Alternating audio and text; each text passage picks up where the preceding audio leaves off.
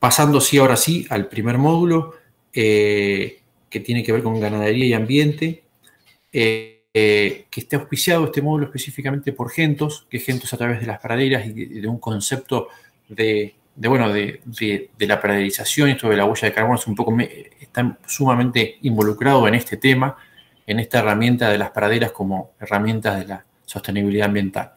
Así que agradeciendo a Gentos, Florencia, te cedo la palabra para que arranquemos con la primera charla. Gracias, Florencia. Gracias, Santiago, por la presentación. Gracias, chicos, por gestionar y por invitarme a formar parte de esto. Bueno, un poco el desafío de contarles en 20 minutos algo que decidí extender un poco más allá de lo que es exclusivo de carbono, porque estamos hablando de ganadería y ambiente, y un concepto tan sencillo, pero a la vez tan amplio y tan complejo y tan transversal como la sostenibilidad. Entonces, en ese marco se me ocurrió hacer esta observación que por supuesto ustedes ya deben de estar más que al tanto que yo, es que últimamente la ganadería no ha podido tomarse un respiro. ¿Y por qué esta observación?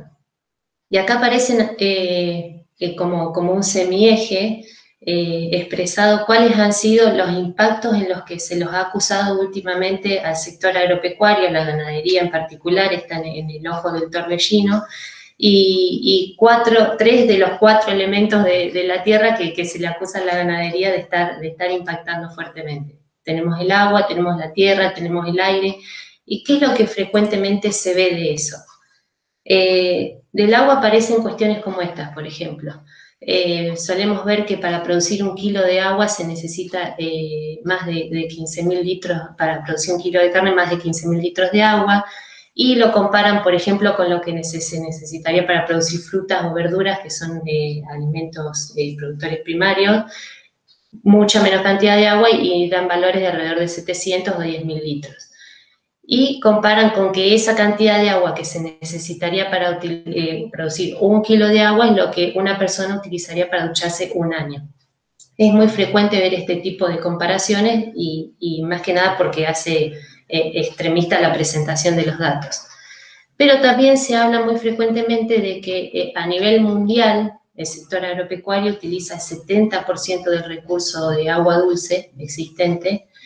Y en Argentina, particularmente, eso no es un 70, sino que es un 74%. ¿Qué pasa con la tierra? Con la tierra dicen, bueno, el sector agropecuario está utilizando el 30% de la superficie terrestre para producir.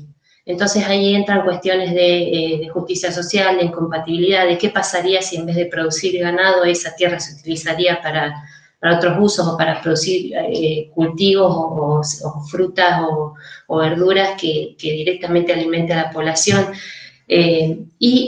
Otra cuestión relacionada a la tierra y al cambio de uso de la tierra es la cantidad de bosque que desaparece a causa del avance de la ganadería. Y por último, como si esto fuera poco, también hay acusaciones sobre el aire. ¿Qué hace la ganadería específicamente, el sector agropecuario, pero acá muy fuertemente apuntada a la ganadería, como una bomba productora de gases de efecto invernadero, ¿no? Entonces se la acusa, por ejemplo, de ser la causante del 18% de los gases de efecto invernadero a nivel mundial, y se hacen relaciones como, por ejemplo, de que en una semana emite la misma cantidad de dióxido de carbono que emitirían 500.000 autos. Siempre hacen ese tipo de parangones con estas cuestiones. Lo que sucede en Argentina es que el sector agropecuario es el responsable del 39% de las emisiones de gases de efecto invernadero. Acá entra todo, ¿no? Agricultura, ganadería y los cambios de uso en la tierra que se hacen a causa de estos cambios, de estas actividades. Entonces, muy frecuentemente nos encontramos con titulares de este tipo, ¿no? Entonces, comer carne daña al planeta, que la ganadería está secando el planeta, destruye los bosques, hemos subestimado las emisiones del ganado. Es muy frecuente que nos encontremos con este tipo de cuestiones. Ahora, si vamos a hablar de estos números, debemos conocer qué es lo que realmente hay detrás de estos números. Entonces vamos con el agua. ¿Realmente la ganadería toma todo el agua? estos valores que veíamos tan altos. Y acá le presento este esquema de esta vaca y qué es lo que hay detrás de esta vaca. Fíjense, el 94% del agua del uso de los sistemas agropecuarios argentinos, estos son datos argentinos, es agua verde. ¿Qué significa que sea agua verde? Es agua de lluvia.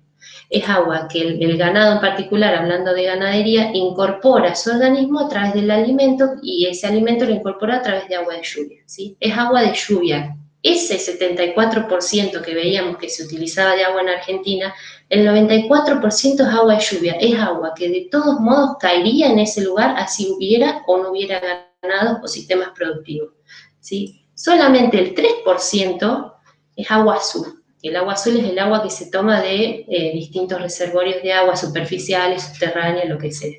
Entonces ahí nos cambia radicalmente la ecuación. Está utilizando agua que de otra manera no se utilizaría. Entonces fíjense en acá la huella agropecuaria del Mercosur. Esta es la huella hídrica. Fíjense, las zonas más rojas son las zonas productivas. Hagan foco en Argentina.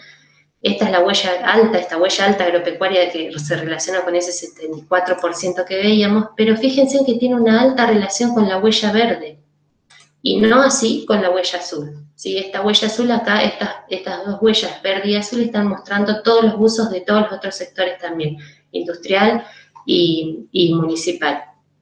Entonces, esa atribución del 74% termina siendo muy engañosa. ¿Qué pasa con el resto? El agua azul que sí se usa, el agua azul que se usa, por ejemplo, para riego. Fíjense que acá les voy a hablar de la Argentina, que solo el 4% de las tierras agrícolas, el 0,04% de las tierras agropecuarias, porque acá está una traducción literal del inglés, que es agricultural lands, pero es las tierras agropecuarias, solo esa cantidad es irrigada. Y fíjense, si ponemos todas las superficies que son irrigadas en Argentina, el forraje, que es lo que se destina exclusivamente para ganadería, fíjense en los valores que son irrisorios, no son medibles. Estamos hablando de, el forraje representa un 0,06% del total de la superficie irrigada, que es 10 veces menos a lo que se utiliza para el cultivo de flores. Es decir, es más dañino quizás comprar un ramo de flores que un kilo de carne.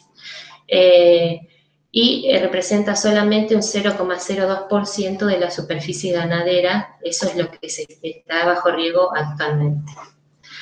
Ahora dejamos de lado agua, vamos a lo que pasa con la tierra. ¿Realmente la ganadería puede tomar toda nuestra tierra? Y si yo les muestro esto, que es un avance de cómo ha cambiado la superficie de la cobertura vegetal en el Mercosur, podemos a simple vista decir, bueno, sí, es probable que los sistemas productivos puedan tomar toda nuestra tierra, porque acá vemos que del entorno original del 1820, donde teníamos todos tonos marrones de bosques o biomas sin modificar, pasamos gradualmente hacia el 2016 a tonos más verdes o más anaranjados, que son tierras productivas. Pero, ¿qué es lo que ocurre con esto que dicen, bueno, la ganadería está avanzando sobre los bosques? Esto es algo que puede ser cierto, por ejemplo, para el Brasil, donde vemos que en el Cerrado y en el Amazonas, esa gran cantidad de superficie deforestada ha sido destinada a carne, mientras que una mínima cantidad ha sido destinada a cultivo. Sin embargo, en Argentina lo que ocurre es lo inverso, ¿no? Es decir, si en Argentina ha ocurrido deforestación, no ha sido justamente por el avance de la superficie ganadera, sino más bien por la superficie agrícola. Pero, sin embargo, ¿qué análisis tenemos que hacer acá respecto a las tierras? Acá, otra vez, es una traducción literal del inglés de tierras agrícolas, pero esto se refiere a todas las tierras agrícolas y ganaderas. ¿Qué es lo que ocurre en Argentina para el año 2018? Tenemos un 54% del país que son tierras agropecuarias, no agrícolas, ganaderas, donde se hace algún tipo de producción.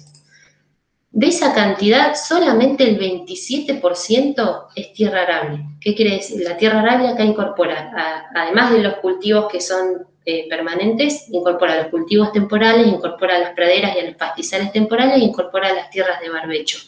Todo eso en ese 27%. El resto, ese 73%, que es casi 3/4 de la superficie agropecuaria del país, son las que llamamos tierras marginales, tierras que destinadas a pastizales a praderas permanentes. Es casi 3/4 de la superficie. ¿Qué quiere decir? Que si subestimamos la ganadería y dejamos de producir ganadería por algún motivo, esos 3/4 de la superficie quedaría desechada, quedaría inutilizable porque no es posible realizar cultivo en esas tierras, ¿sí? Es posible realizar cultivo en un 23% de la superficie. Esas tierras no son aptas porque tienen otras condiciones de suelo, de disponibilidad de agua, que solo la ganadería puede utilizar para convertir esa celulosa que se encuentra en esas tierras y elevarlas a proteínas de alto nivel. Ahora bien, ¿qué sucede con las emisiones de gases de efecto invernadero? El tercer componente que veíamos ahí que se veía afectando, que era el aire.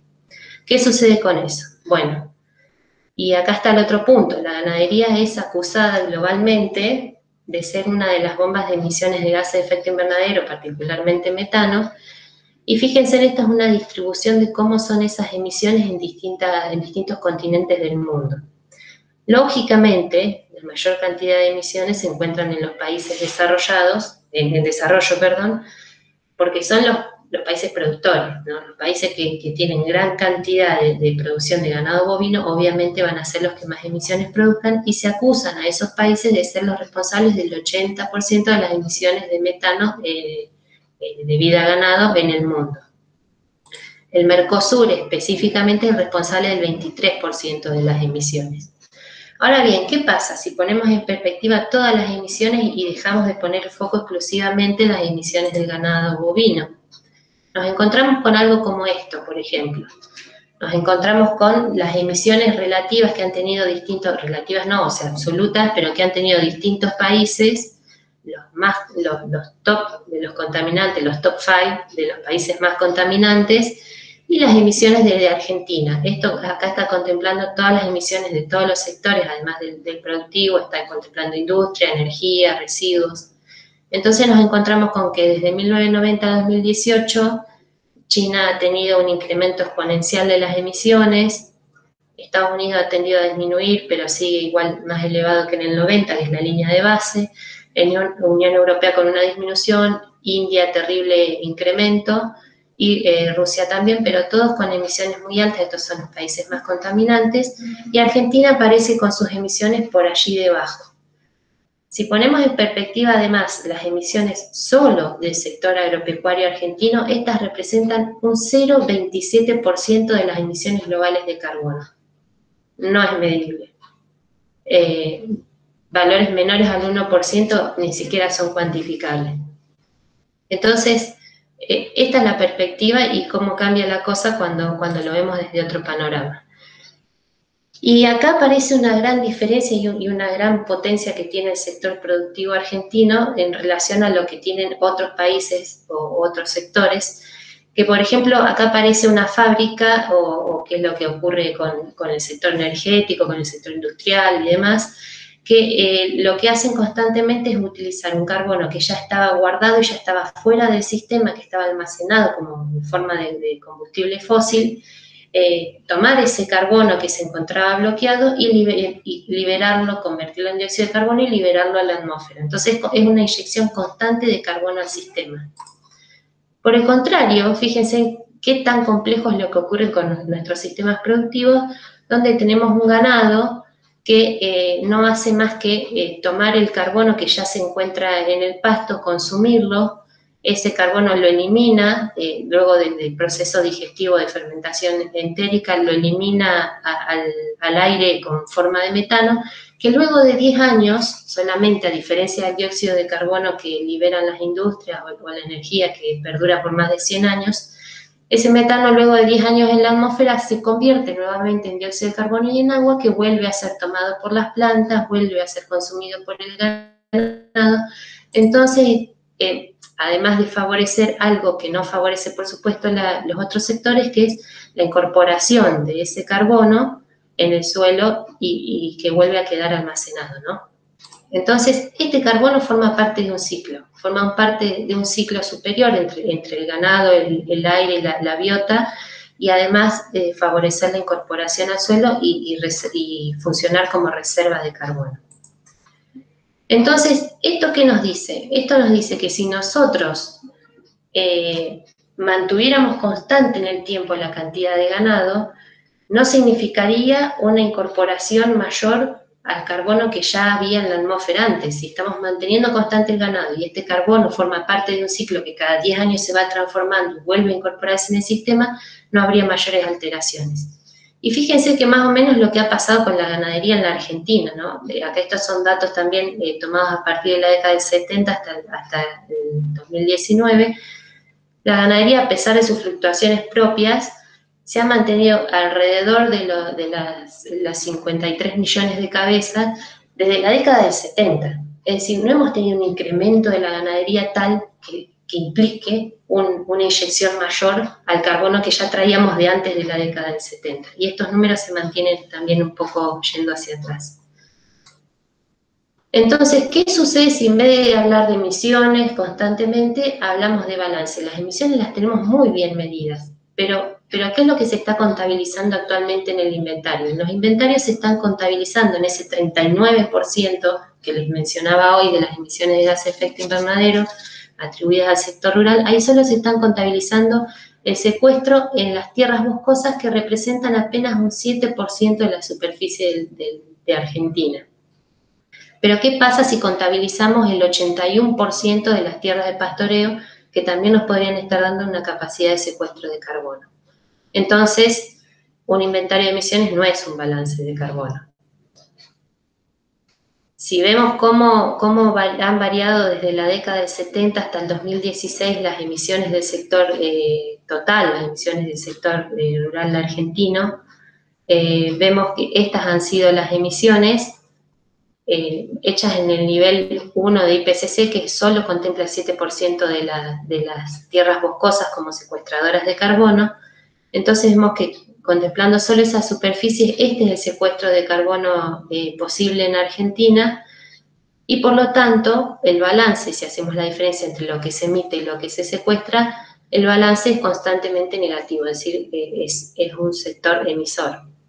Sin embargo, si a eso le consideramos incorporar ese potencial de secuestro de carbono que nos están brindando las tierras de pastoreo, vemos que las emisiones se mantienen iguales, solo que a otra escala, ¿no? Acá bajamos el eje, pero son la misma cantidad de emisiones, pero el secuestro aumenta muchísimo. Y ese es el enorme potencial que tienen estos sistemas productivos frente a cualquier otro sistema productivo. Y el balance, aunque acá termina decreciendo a través del tiempo, desde la década del 70 hasta la actualidad, pero el balance es notablemente positivo, más aún de lo que se está emitiendo. Entonces, de esta forma nos permitiría estar hablando de del famoso carbono neutro, del que se nos viene mencionando constantemente y sobre todo en este último tiempo. Entonces, ahora ahí hablamos de balance, pero hay conceptos que por ahí se nos mezclan. ¿Qué pasa con huella de carbono? ¿Es lo mismo balance de carbono que huella de carbono? Vimos que en balance consideramos contemplar todo el sistema y lo que se emite menos lo que se secuestra, pero acá aparece un concepto que juega un rol muy importante en el último tiempo. ¿De qué trata la huella de carbono? La huella de carbono trata de medir en una escala, poner un óptimo de menos contaminación a mayor contaminación o de menor emisión a mayor emisión, ¿sí? Entonces los sistemas o los productos que tienen menor emisión, esto es como lo que ven que aparecen en sus heladeras cuando tienen un consumo bueno o menos bueno en los productos, por ejemplo. Lo mismo se intenta hacer con, por ejemplo, el sector agropecuario. Entonces, ¿qué es lo que mide esta huella de carbono? Esta huella de carbono mide toda esta cantidad de variables que les estoy incorporando acá. Sin embargo, todas estas, por ejemplo, relacionadas a fabricación de fertilizantes, plaguicidas, energía, transporte y demás, deben ser asignadas al sector energía y procesos industriales. Otras emisiones del sector de estiércol van al sector residuo, y hay emisiones que sí son propias del sector rural, y además esta huella no está considerando los secuestros de carbono, ¿sí? Entonces está considerando esta huella un montón de emisiones de otros sectores, se podría decir la mayoría, y además no considera estos secuestros de carbono posibles que podría tener el sector rural. Acá mostrándoles rápidamente que la carne ha sido la encargada de tener la mayor huella de carbono. Estos son 27 kilos de carbono por kilo de carne, pero esto se debe solamente a que estos productos tienen mayor memoria de carbono, es decir, traen mayor arrastre porque además se le está contabilizando todo lo que fue con fertilizantes, con plaguicidas, con los insumos, con el alimento y demás. Todo eso se le carga a la carne. Y un poco esto debemos tenerlo en mente porque es lo que se viene, ¿no? Los alimentos del futuro, vamos a empezar a tener etiquetas de este tipo que en vez de medirnos el valor nutricional de la comida, nos van a empezar a medir la cantidad de carbono que se emitió para producir ese producto.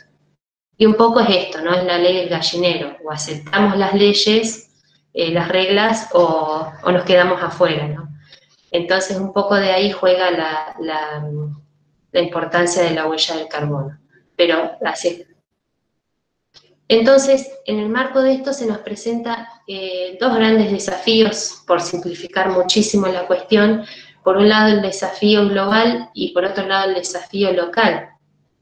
¿A qué le llamé desafío global? Le llamé, lo resumí brevemente en este gráfico que es muy difícil y complejo de incorporar, pero trata y básicamente porque es transversal a todas las problemáticas que probablemente podamos llegar a tener de ahora en adelante, que es el calentamiento global, ¿sí? Es transversal. Si podemos tener una mayor o menor disponibilidad de agua dulce, mayor o menor de biodiversidad, pero si el planeta se está calentando y no podemos hacer algo con ello, es probable que eso sufra un cambio drástico tal que nos desacomode todos los otros relojes del velocímetro. Entonces, esto es a lo que se apunta el calentamiento global. Acá esto es un gráfico que presentó el Climate Action Tracker en el año 2018 en la COP que se hizo en Polonia. Es una organización de científicos que ellos van analizando las medidas que van tomando todos los países, y esto que se ve acá, esta línea que se ve acá, han sido las emisiones históricas hasta el año 2018 de gases de efecto invernadero. Acá falta todavía la pequeña baja que se hizo debido al bloqueo por COVID del año pasado. Pero estos científicos lo que han dicho es esto: bueno, según las políticas que se vayan tomando, estos van a ser los niveles de calentamiento global que vamos a alcanzar. Y este es un desafío global inmenso. Es decir, llegar a la curva más baja, consistente con el 1.5 grados, que es lo que no se debe superar para que no haya riesgos mayores de mayores catástrofes y fenómenos extremos, es un riesgo mayúsculo. Y yo considero que, visto lo que hemos observado hasta ahora respecto a la contribución que puede hacer la ganadería por secuestrar carbono, puede ser, no sé si no la mejor herramienta para tratar de mitigar esos efectos de las emisiones y contrarrestar el cambio climático al que nos estamos afrontando. Ese corresponde al desafío global. ¿Y el desafío local cuál es? El desafío local es dejar de ver la ganadería o el ganado como algo aislado y solo, sino contemplarlo dentro de un sistema que se encuentra interactuando con todas sus partes y verlo de manera integrada y conjunta.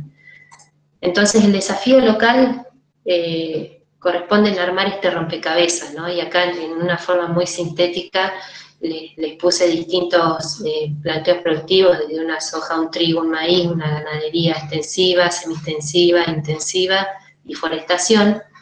Entonces, cuando nosotros vamos armando el rompecabezas con distintos de estos componentes, vemos cómo rápidamente algunos sistemas se comportan de manera muy sensible y dejan de capturar carbono. Y acá estamos viendo el balance de carbono positivo cuando va por encima del eje cero y negativo cuando va por debajo del cero. Vemos cómo pueden dejar fácilmente de secuestrar carbono cuando nos pasamos de una ganadería extensiva a una semi-intensiva, o rápidamente volver a secuestrar cuando incorporamos forestación. Es decir, jugando con estas variables, la ganadería y la forestación son dos grandes actores en esta conformación de los sistemas productivos que nos pueden ayudar a definir cuáles son aquellos sistemas carbono positivo, capaz de secuestrar carbono y de ayudarnos a cambiar este gran desafío global que tenemos por delante. Vemos que en los cultivos ese cambio no es tan notorio cuando vamos cambiando de un tipo de cultivo a otro. Entonces la ganadería nos ofrece un potencial impresionante para actuar como una válvula que nos ayude a decidir cuánto dejamos liberar a la atmósfera y cuánto permitimos capturar. Bueno, resumidamente, y ya para liberarlos y dejarlos avanzar con la jornada, les dejo esta figura que me gusta mucho porque representa dos osos polares tratando de reinventarse, esa palabra que se usa tanto ahora. El clima nos trae grandes desafíos por delante y la ganadería nos trae una gran oportunidad. Entonces yo creo que el clima está cambiando, lo que tenemos que hacernos es adaptarnos. Muchas gracias.